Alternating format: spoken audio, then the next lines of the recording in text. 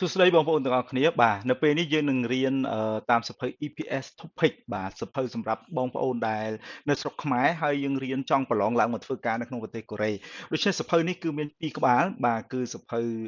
ទី1ហើយនិងសៀវភៅទី2ដែលមេរៀនសរុបទាំងអស់គឺមាន60មេរៀនបាទអញ្ចឹង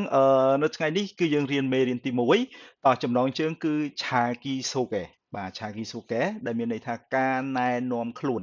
តអញ្ចឹងគោលដៅនៅក្នុងមេរៀនរបស់យើងនៅកន្លែងនេះតអនុណារ៉ាសារ៉ាមីនជីបុគោទេតាផាស៊ុយតាតទីមួយយើងអាចសួរហើយឆ្លើយថាយើងមនុស្សមកពីប្រទេសណាមានជនជាតិអីតអនុណារ៉ាសារ៉ាមតជនជាតិអី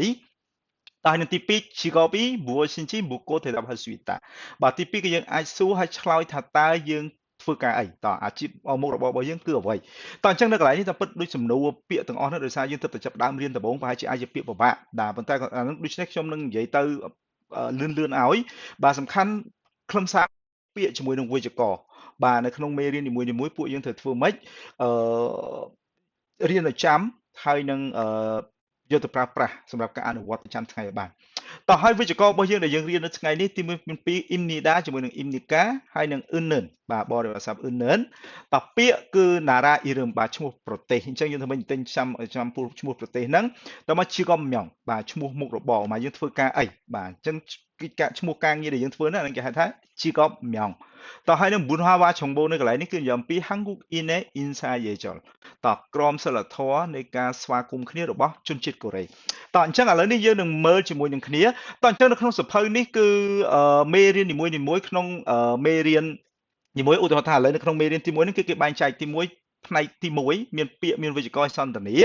បន្តមកមានផ្នែកទី2ពាក្យវេយ្យាករណ៍សន្តានាទៀតបន្តមកមុនហាវ៉ាឆុងបូទី3ហ្នឹងហើយនឹងចុងក្រោយគឺលក្ខណៈប្រឡងបាទ EPS topic ដែលមានប្រឡងអានហើយនឹងប្រឡងស្ដាប់បាទអញ្ចឹងនៅពេលនេះយើងនឹងមើលជាមួយគ្នានៅផ្នែកទី1តែម្ដងពាក្យត Nara Irum ឈ្មោះប្រទេសឈ្មោះប្រទេសនៅកន្លែងនេះមានពាក្យខ្លះយើងស្រួលចាំទេដោយសារប្រទេសគេអត់សូវបកប្រែគេអត់មានបកប្រែអញ្ចឹងគាត់អាចខុសតាសំឡេងតិចតួចអញ្ចឹងណាបាទអញ្ចឹងក៏យើងមើលស្តៀងគ្នាអញ្ចឹងឧទាហរណ៍ដូចប្រទេសកូរ៉េយើងហៅថា Hanguk បាទ Hanguk បាទ Hanguk ប្រទេសកូរ៉េត Nepal ត Nepal តប្រទេសនេប៉ាល់ធុងទីម៉ូរតធុងនៅកន្លែងខាងកើតតប្រទេសទីម៉ូខាងកើតឡាវ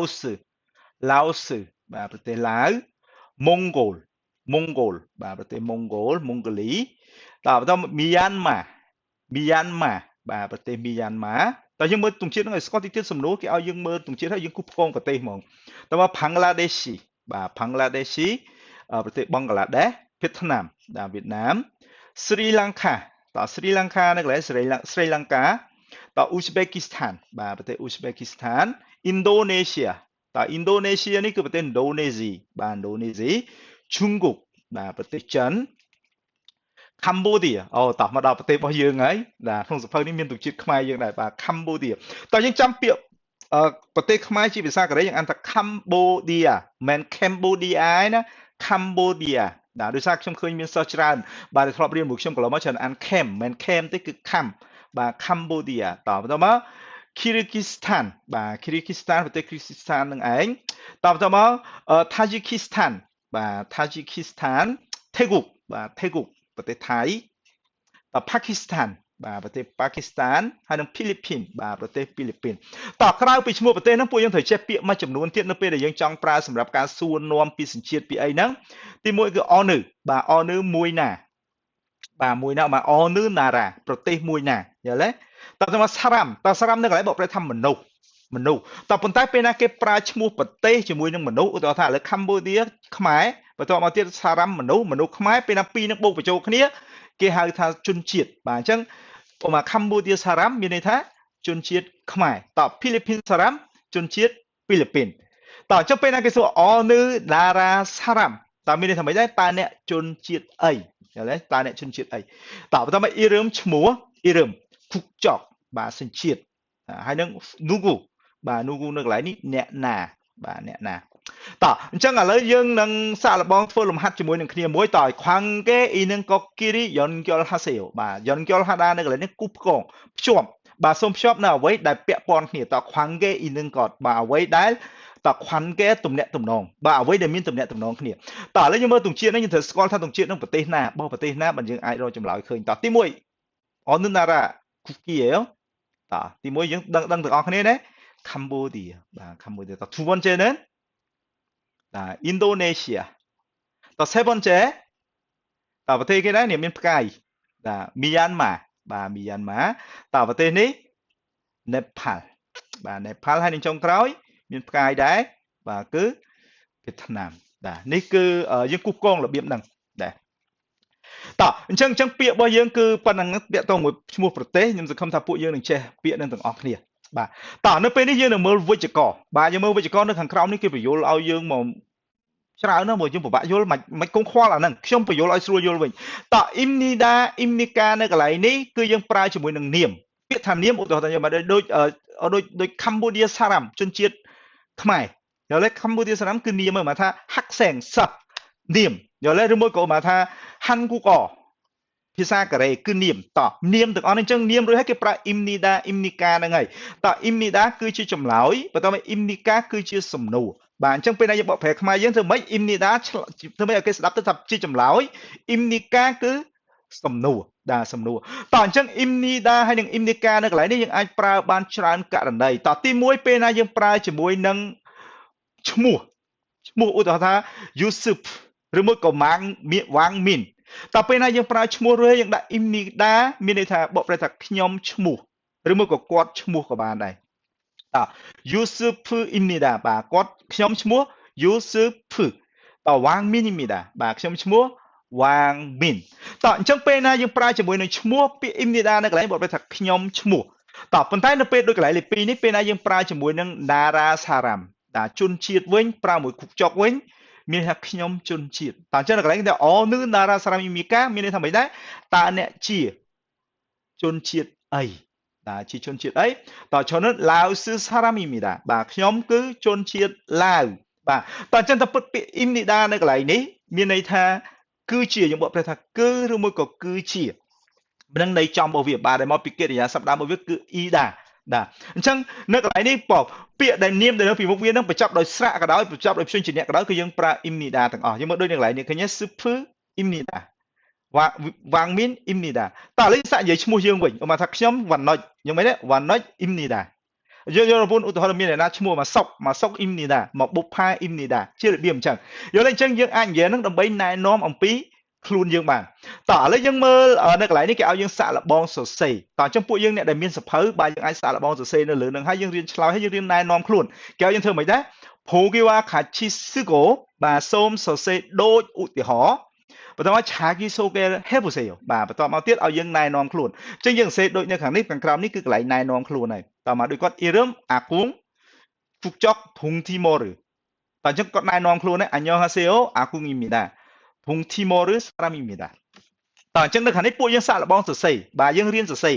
បាទសរសេរពីខ្លួនយើងតើឥឡូវខ្ញុំសរសេរពីខ្លួនខ្ញុំឈ្មោះរបស់ខ្ញុំគឺគួងវ៉ាណុតបាទគួងវ៉ាណុចតើមកឃុកចុកកម្ពុជាបាទកម្ពុជាតើអញ្ចឹងខ្ញុំណែនាំខ្លួនហើយអាញ៉ងហាសេអូគួងវ៉ាណុយមីដា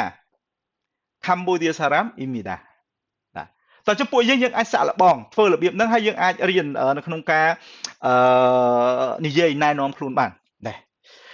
តើបន្តមកទៀតលេខ2នៅកន្លែងនេះភូគីវ៉ាខាឈីទេវ៉ាហេបូសេយោបាទគេឲ្យយើងសាក់លបងនិយាយគ្នាដូចនៅក្នុងសន្តានាអញ្ចឹងតើនៅកន្លែងនេះគេសួរអនឺណារ៉ាសារ៉ាមីមីកាតើយើងគេឆ្លើយមកមិនដែរហ្វីលីពីនសារ៉ាំអ៊ីមីដា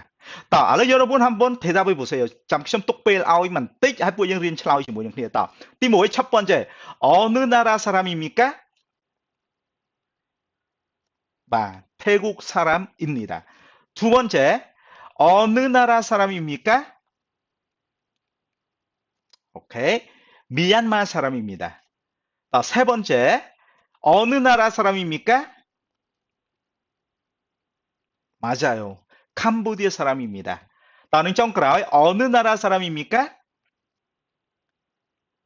아주 잘했어요. 방글라데시 사람입니다. 봐, តើអញ្ចឹងយើងរៀនមើលយើងរៀនសន្ទនារបៀបហ្នឹងយល់ទេយើងរៀនបង្កើតប្រយោគរបៀបហ្នឹង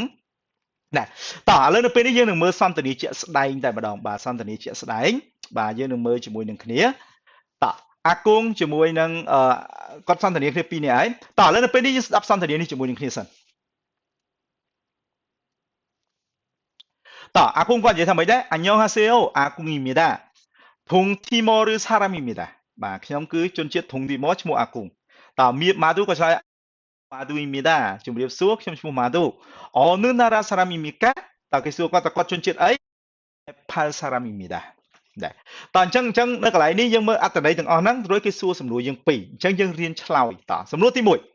아궁은 어느 나라 사람입니까? 자, 보យើងមើលអត្ថបទមិញឡើងមិញហើយនេះយើងមើលអត្ថបទនេះយើងឆ្លើយមើលតើ 아궁 어느 나라 사람입니까? 네, 동티모르 사람입니다. 또 마두는 어느 나라 사람입니까? 마두는 네팔 사람입니다. 네, យើងរៀនឆ្លើយរបៀបនឹងទៅបាទហើយបាទអញ្ចឹង